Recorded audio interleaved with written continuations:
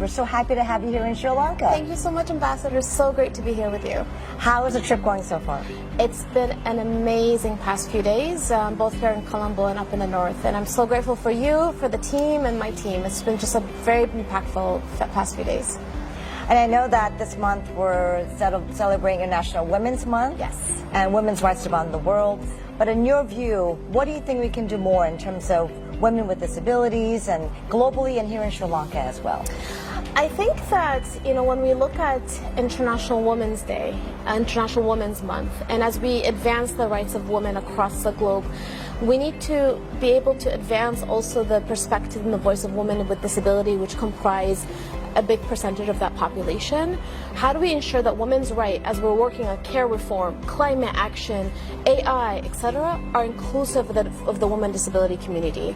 A lot of times we don't break down those barriers. We don't really break down those issues that allow for women with disabilities to be part of the table. So let's make sure, as women across the globe are being celebrated, we are intentional in bringing women with disabilities to the table.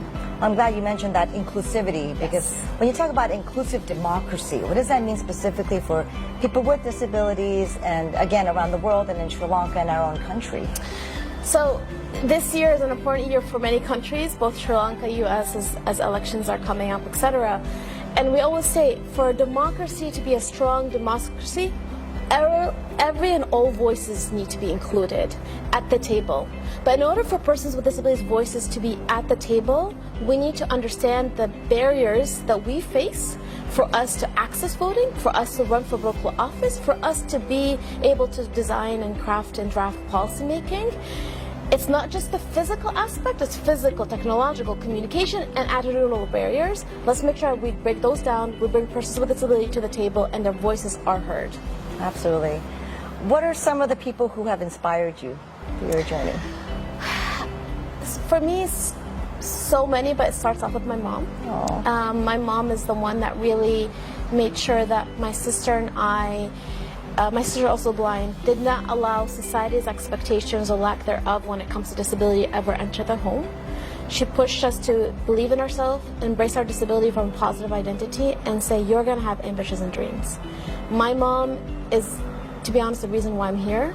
Every single parent out there, mother out there, whatever, family member out there, you can be the best enabler or disabler for your kids. Please provide a support, a space for people to really embrace all of who they are, including their disability identity. I think that's really wonderful to honor your mother and how she has inspired you throughout your life. So thank you. Any other final thoughts?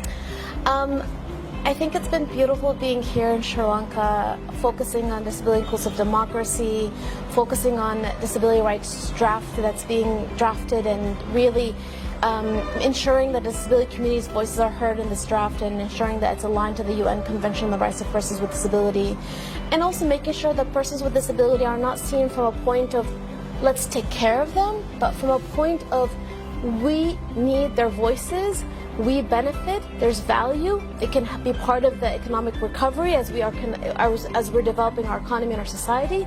They benefit society at large. So let's bring persons with disability to the table. Let's come to a point in society where we really truly end up with this phrase, nothing without us, nothing without the disability community.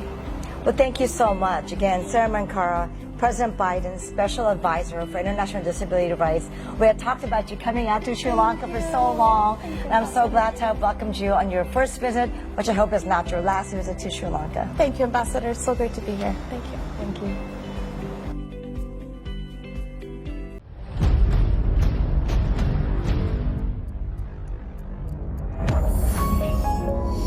You're watching the Life Traveler channel.